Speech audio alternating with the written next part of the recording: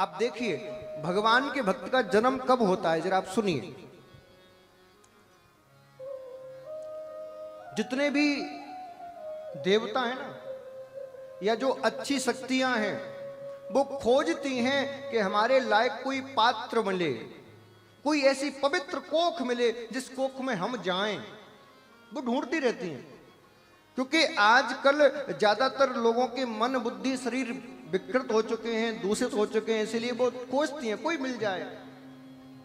यदि आप चाहते हो आपके घर भी भगवान के भक्त का जन्म हो, तो कुछ नियमों का पालन कर लीजिए। मैं गारंटी से कहता हूं, होने वाली संतान भक्त होगी, स्टाम्प पे लिख के दे रहा हूं। कुछ नियमों का पालन। क्या क्या नियम है, जरा सुनो। पहला नियम, जब भी बच्चा या बच्ची का विवाह करो तो मोल भाव करके मत करो। मोल भाव का अर्थ है दहेज की डिमांड मत करो। ना तो दहेज दो और ना ही लो, क्योंकि जिस संबंध की स्थापना धर्म के द्वारा नहीं अर्थ के द्वारा की जा रही है, उसमें नारायण नहीं आ सकते। जिसकी आधार सिलाई पैसा हो, वह नारायण कहां आएंगे। तो पहला नियम तो ये कि बिना मूल भाव के विवाह करो। दूसरा नियम, सनातन की बनाई गई परंपरा के अनुसार विवाह करो। आजकल मैं देख रहा हूं लोग विवाह के नाम पर फॉर्मेलिटी पूरी कर रहे हैं।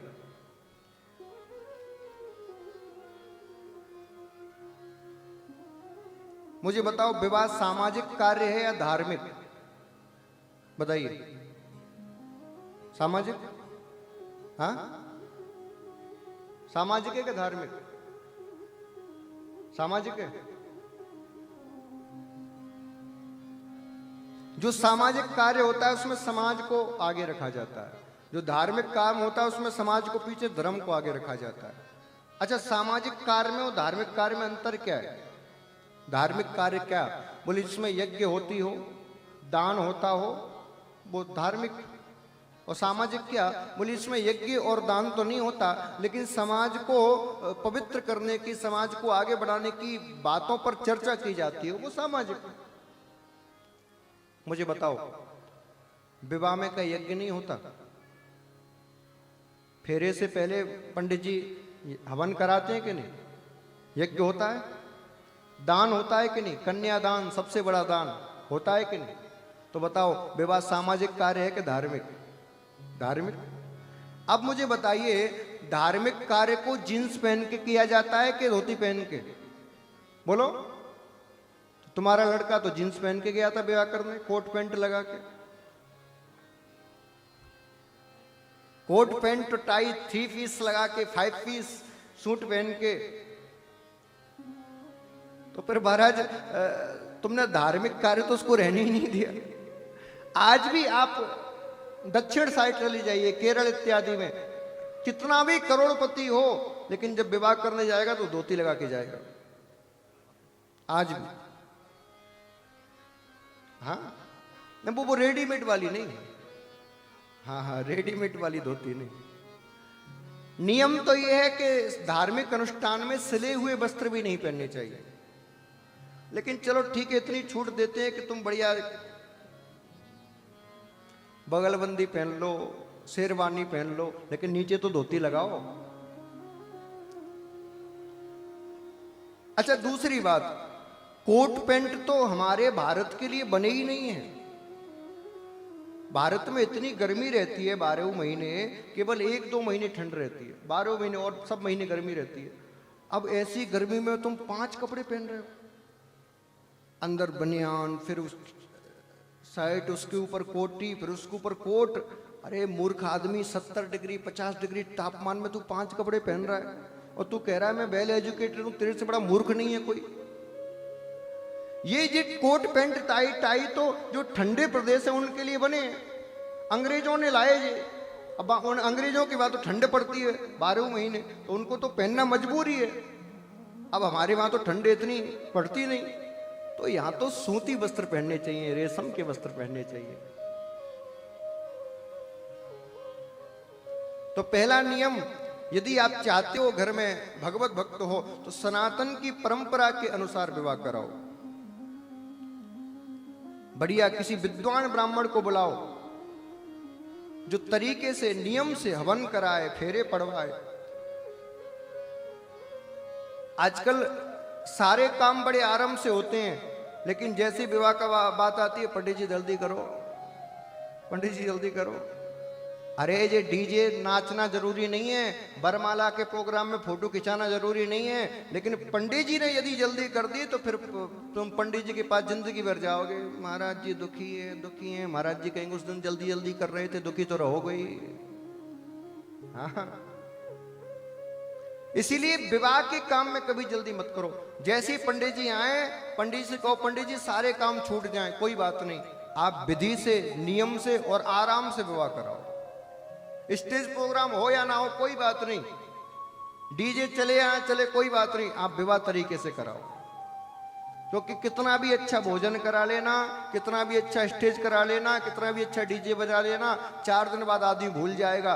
लेकिन यदि विवाह पद्धति से नहीं हुआ तो आगे आने वाली पूरी पीढ़ी दुखी हो जाएगी। इसलिए विवाह नियम से होना चाहिए। पहला, विवाह के बाद लड़का और लड़की दोनों को सनातन के संस्कारों के बारे में ज्ञान होना चाहिए। 16 संस्कार बताए गए हैं सनातन में। यदि आप चाहते हो आपके घर में भगवान का भक्त पैदा हो तो पहला संस्कार जो होना आवश्यक है वो है गर्भधारण संस्कार। यदि गर्भधारण संस्कार अच्छे से नहीं हुआ तो फिर भैया कुछ नहीं हो सकता। इसको आपकी भाषा में समझाता हूं। आप सब खेती करते हो, मुझे बताओ क्या किसी भी मौसम में फसल बो देते हो? बोलो। एक विशेष प्रकार, विशेष मौसम, विशेष ऋतु आती है तब फसल बोते हो? अच्छा, क्या डायरेक्ट खेत में फसल बो देते हो? पहले खेत को साफ करते हो, फिर उसको मुलायम करते हो, उसकी मिट्टी को एकदम भुरभुरा हो जाए पानी देके, फिर जाके जो ऋतु आएगी उसमें फिर फसल बोई जाती है। जब सामान्य सी फसल प्राप्त करने के लिए आप इतनी पद्धति से गुजर रहे हो, आपको संतान प्राप्त करनी है, आपने कौन सा नियम अपनाया बता दो जरा। गर्भधारण संस्कार करने से पूर्व आपको चाहिए कि बच्चा और बच्ची, लड़का और लड़की दोनों का मन और तन दोनों पवित्र हों। इसलिए नियम बनाया गया, गर्भधारण संस्कार से पहले व्रत रखा जाता है, हवन इत्यादि यज्ञ की जाती है, घर में संत ब्राह्मणों को बुलाकर उनका भोजन कराया जाता है, आशीर्वाद लिया जाता है। उसके बाद ऋतु देखी जाती है, नक्षत्र देखा जाता है, मुहूर्त देखा जाता है, कृष्ण पक्ष है कि शुक्ल पक्ष है, पक्ष देखी जाती है, बार देखा जाता है, तिथि देखी जाती है। उसके बाद गर्भधारण संस्कार किया जाता है। मुझे बता दो, इनमें से आप में से किसी ने भी देखा है?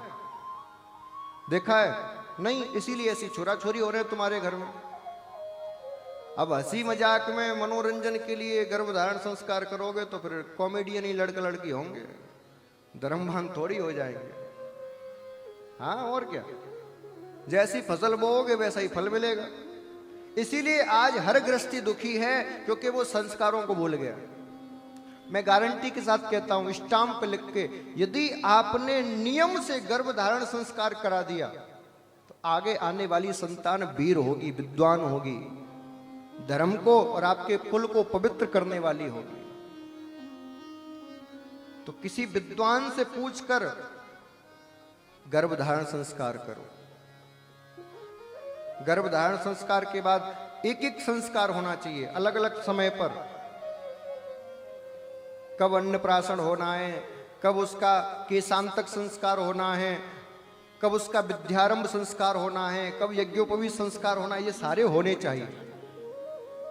अब कहोगे महाराज जी हमें पता ही नहीं कैसे कब होता है।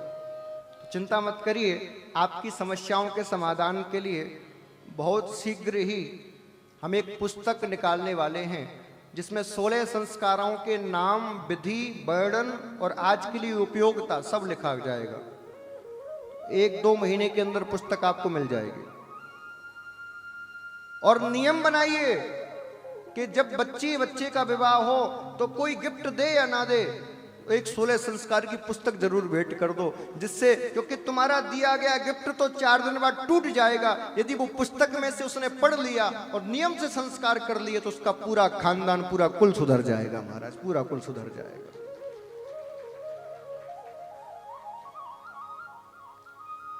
नियम से चलिए।